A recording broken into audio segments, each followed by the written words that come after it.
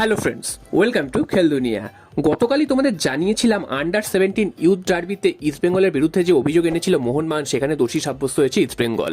এবং ইস্টবেঙ্গলের ফুটবলাররা যে বয়স বাড়িয়ে খেলেছে তার কিন্তু প্রমাণ হাতে নাতে পেয়েছে, তাই জন্য ফেডারেশন কিন্তু ইস্টবেঙ্গলকে দোষী সাব্যস্ত করেছে এবং যেসব প্লেয়াররা বয়স বাড়িয়ে খেলেছে তাদেরও কিন্তু দোষী সাব্যস্ত করা হয়েছে। তো যেসব অভিযোগগুলো আনা হয়েছে সেগুলো তোমাদের গতকালই জানিয়েছিলাম। তো সেখানে কিন্তু সব গুরুতর অভিযোগ এগুলো, কারণ নাম চেঞ্জ করে খেলেছে, আধার কার্ড চেঞ্জ করে খেলেছে। তো এইসব ধরনের যে জালিয়াতিগুলো হয়েছে, এছাড়াও বয়স বাড়িয়ে বেশি বয়সের প্লেয়ারদের খেলিয়ে দেওয়া হয়েছে এবং যার ফলে রেজাল্ট কিন্তু 4-0 5-0 এরকম কিন্তু রেজাল্ট হচ্ছে। তো এইগুলো তো আদৌ করা উচিত না। শুধুমাত্র এই নয় যে দুটো টিমের খেলা হচ্ছে, এখানে কিন্তু ভবিষ্যৎ, ভারতীয় ফুটবলের ভবিষ্যৎ নির্ভর করছে। তো সেরকম একটা খেলায় এরকমভাবে যে বয়স বাড়িয়ে খেলা হচ্ছে, এর ফলে যে ভারতীয় ফুটবলের ক্ষতি হচ্ছে সেটা নিয়ে কিন্তু ফেডারেশন চিন্তিত, তাই জন্য কিন্তু ইস্টবেঙ্গলকে দোষী সাব্যস্ত করা হয়েছে।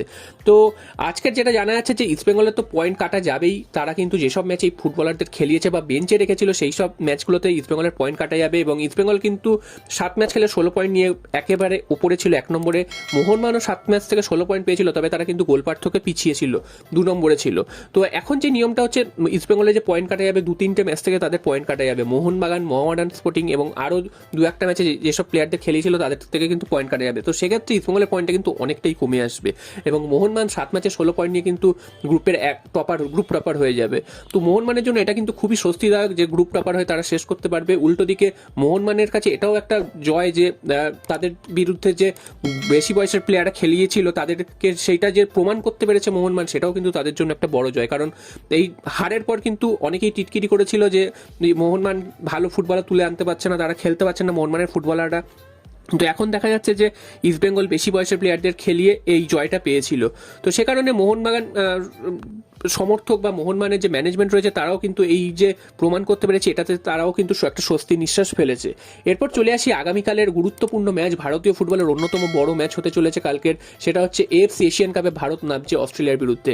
তো ভারত এবং অস্ট্রেলিয়া এই দুটো দল ক্রিকেটে তো সমান সমান প্রতিপক্ষ, কিন্তু ফুটবলের ক্ষেত্রে কিন্তু অস্ট্রেলিয়া অনেকটাই এগিয়ে রয়েছে ভারতের থেকে।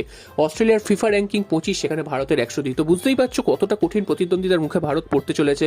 তো তারপরেও কিন্তু আমরা আশা করছি যে ভারত একটা খুব ফাইট দেবে, কারণ ভারতের বর্তমান যে ফুটবল সেটা কিন্তু অনেকটা ইমপ্রুভ করেছে, তাদের মানসিকতা অনেকটা ইমপ্রুভ করেছে এবং তারা কিন্তু বিদেশের মাটিতে গিয়েও জয় তুলে এনেছে। সাম্প্রতিক আমরা কুয়েতের দেখেছি, কুয়েতের মাটিতে গিয়ে তারা জয় তুলে এনেছে ফিফা ওয়ার্ল্ড কাপ কোয়ালিফায়ার্সের ম্যাচে।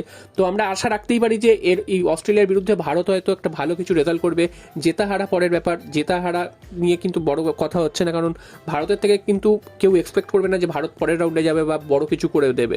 তো এটাই এক্সপেক্ট করবে সবাই যে ভারত যাতে একটা ভালো একটা রেজাল্ট করে, সেখান থেকে যাতে কিছু পয়েন্ট নিয়ে আসতে পারে, সেটাই হবে ভারতের জন্য সবথেকে ইতিবাচক দিক। তো দেখা যাক ভারত এবং কি করে আগামীকালের ম্যাচে অস্ট্রেলিয়ার বিরুদ্ধে। তারপরেও কিন্তু আরও গুরুত্বপূর্ণ ম্যাচ রয়েছে উজবেকিস্তান এবং সিরিয়ার বিরুদ্ধে। তো অস্ট্রেলিয়ার বিরুদ্ধে ওপেনিং ম্যাচটা ভারতের জন্য খুবই চাপের হবে, কারণ অস্ট্রেলিয়া কিন্তু এই মুহূর্তে জাতীয় গ্রুপের সবথেকে কঠিন প্রতিপক্ষ। তো সেখান থেকে পয়েন্ট তুলে আনাটা ভারতের জন্য কিন্তু খুবই কঠিন হবে। এবং ভারত কালকের দল যে নামাবে সেখানে কিন্তু সুনীল ছেত্রী খেলবেন, এছাড়াও কিন্তু সাহাল আব্দুল সামাদ, যিনি চোটের কারণে বাইরে ছিলেন এতদিন, তাই তিনিও হয়তো কালকের ম্যাচে মাঠে নামবেন। তো সব মিলিয়ে ভারতের কিন্তু চোটাঘাতের সমস্যা সেভাবে নেই, তবে ভারত পূর্ণ ফার্স্ট 11 নিয়েই নামবে। তো আমরা আশা রাখছি ভারত কালকের ম্যাচ থেকে ভালো কিছু করে আনবে। তো তোমাদের কি মতামত, এই ম্যাচ থেকে ভারত ভালো কিছু করতে পারবে কিনা অবশ্যই তোমরা কমেন্ট বক্সে